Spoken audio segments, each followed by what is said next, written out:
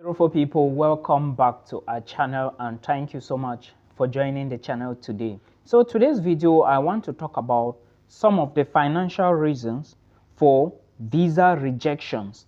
In case your student visa is rejected because of proof of funds, then you should know that these are some of the reasons that actually cause that visa to be rejected. I'm talking about visa rejections to Canada here. Okay, like I said, I'm going to be talking about student visa rejection. A lot of people will have bank accounts, a lot of people will have bank statements, and at the end of the day, they submit this bank statement to IRCC and they will still get this message that we are not convinced that you have enough funds to take care of yourself. These are the reasons. And if you have not been watching my videos, there are a lot of videos on this channel that I post, all right, every day to educate international students. My name is Milton. If you are just joining, please like this video and make sure you watch till the end if you want to apply for a Canada visa come 2024. Let's talk about lack of proof of funds. When you lack proof of funds, what do they mean? They are actually saying that you are failing to provide necessary and requested financial documents, or the proof of funds can result in a visa rejection. Now, if you lack proof of funds, it means that probably you didn't even submit finance documents. Now, let me quote an example for you to follow.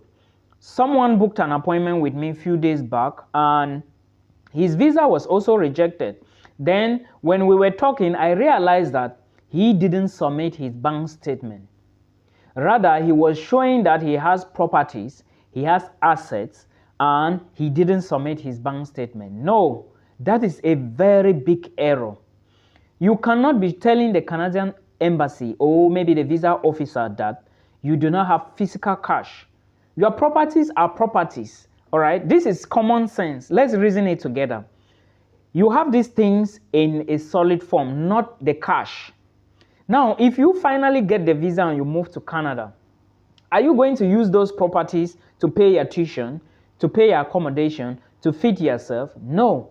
The embassy or the visa officer wants you to prove to them that you have cash readily available. They want to know the credibility and the source readily available. So when you go in, you can pay your tuition, register for courses, and you start your education. So showing that you have maybe assets, you have 10 houses, you have 15 caterpillars, maybe you have properties there and there, it doesn't show your bank statement. This is lack of proof of funds document. The second thing I want to talk about is this issue of financial stability of the sponsor. Now, in case you are using a sponsor, they want to actually know if this person you are using as your sponsor is actually financially stable to take care of your studies in Canada. You cannot be showing that you have a sponsor and this person himself is not stable. And what is going to prove that? The bank statement and the supporting documents, not just the bank statement. Proof of funds is never just the bank statement, okay? So if your financial support comes from a sponsor and their financial situation is uncertain and does not meet minimum requirements or the income, it can lead to your visa rejection. You have to be able to prove beyond reasonable doubt that your sponsor is able to take care of you financially. This is very, very important and you need to put this into consideration. Very, very important. You cannot be telling people that your sponsor is your dad. Maybe your dad is earning just 100K a month and his bank statement is showing how much? 5 million. 5 million and your tuition fee probably is maybe 15 million.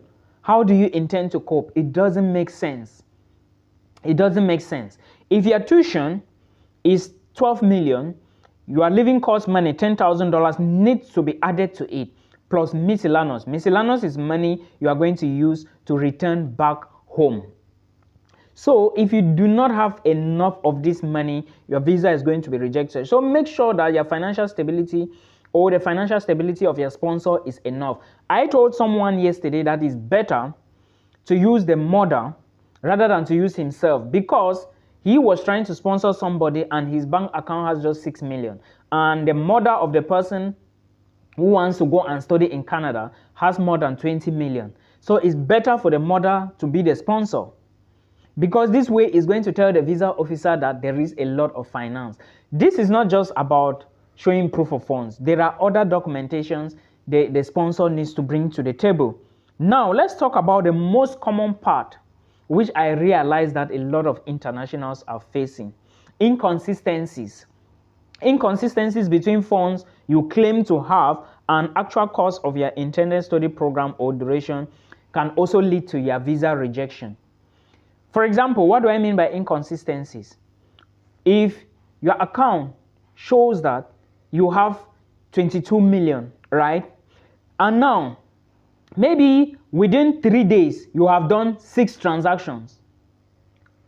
Maybe across the sections, because of course they are going to check the closing balance as well. Maybe you did a transaction today and your account was showing 10 million. Then tomorrow you did a transaction of 1 million. Now your account is supposed to be showing 11 million. Instead of showing 11 million on the other section, okay, your account is now showing 13 million. That is inconsistencies. The fact that you are doing 4 transactions in one day and those transactions are showing huge amounts of money, how do you intend to back that? Are you actually earning that money? That is inconsistency. That is not the way bank statements are built. You are going to get this message that inconsistencies in your proof of funds or in your application. They are going to write this message that inconsistency in your application. So you have to put this into consideration. Now, financial dependence or unverified sources of the money is another point you need to put into consideration. What do I mean by financial dependence here? Please listen to me. If your sponsor is financially, or if you are financially dependent on sponsors, scholarship and loans, and these sources are not adequately documented or verified, your application will be refused. This is the same thing. Someone came to me with a bank statement a few days back. The person was saying that I actually bring in money from my groups, from my meetings, and from my other places. That is how I got those monies into my bank account like that for those deposits. So I took them from my Njangi groups and from my other loans.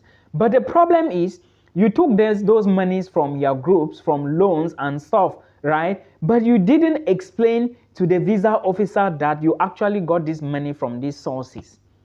And again, remember I said financial dependence and unverified sources.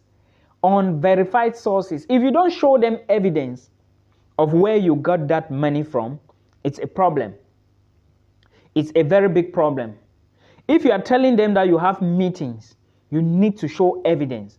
And again, I will not even advise you to start telling them that you have meetings here and there, country meetings, Jangi groups, blah, blah, blah. They don't know all those things, right? They don't know all those things.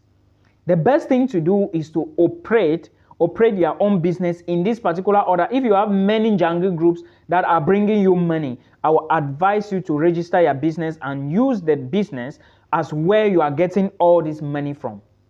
But remember, do not use a business account. I have talked about this and the reason is there on YouTube. So this is what you should consider: financial dependence and on unverified sources. Please, the financial dependence is on unverified sources. Sources you cannot verify. You cannot be telling me that 2 million came to your account yesterday and you are applying for the visa today. How did the money come to your account? Where did you get the money from? If you cannot verify that, it's a problem. Proof of funds is not just anything you do. You have to show how you are getting your money.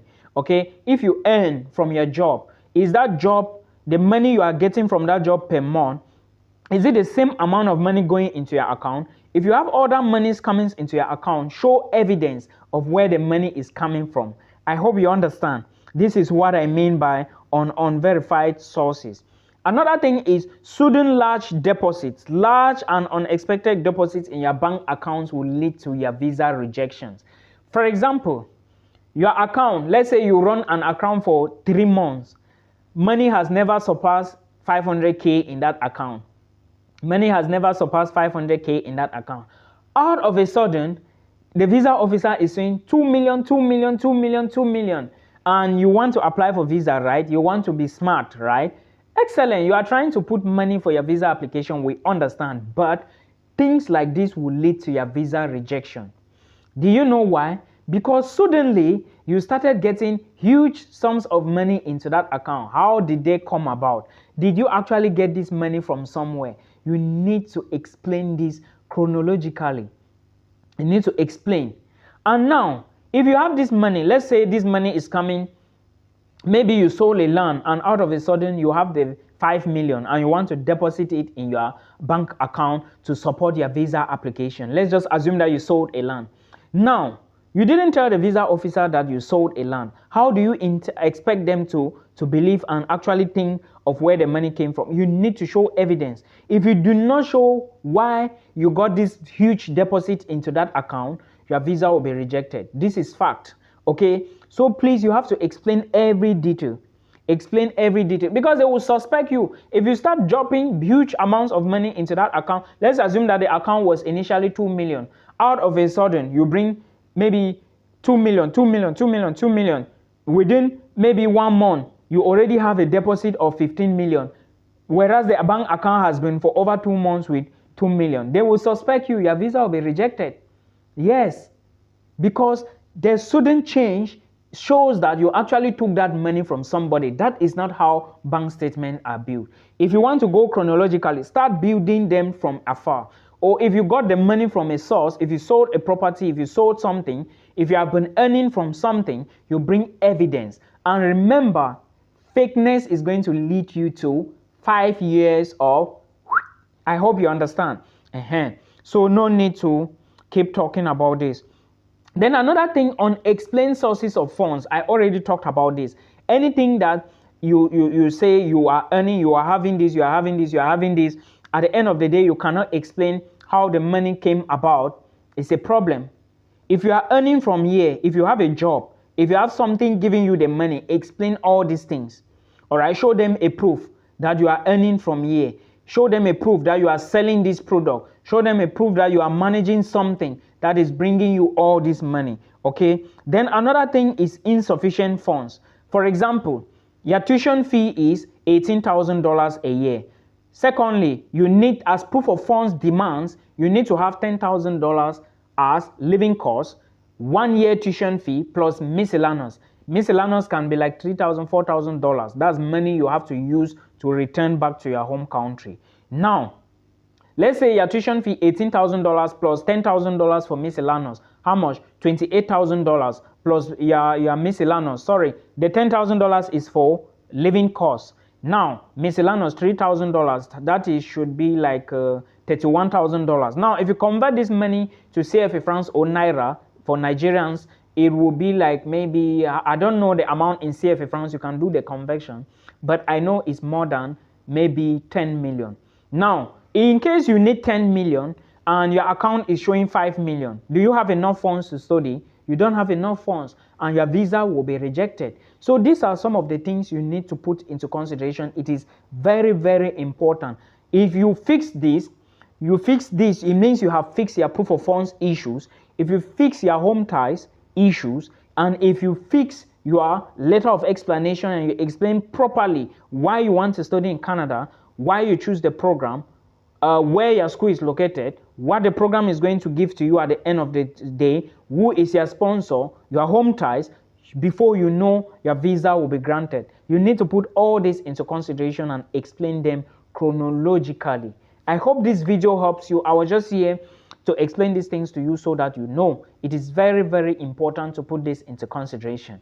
I hope you enjoyed this. Please like the video if you haven't done so, and do not forget to share. If you share, YouTube is going to recommend to another person and tell the person you have some vital information here. Come and watch. Till we meet again in another one.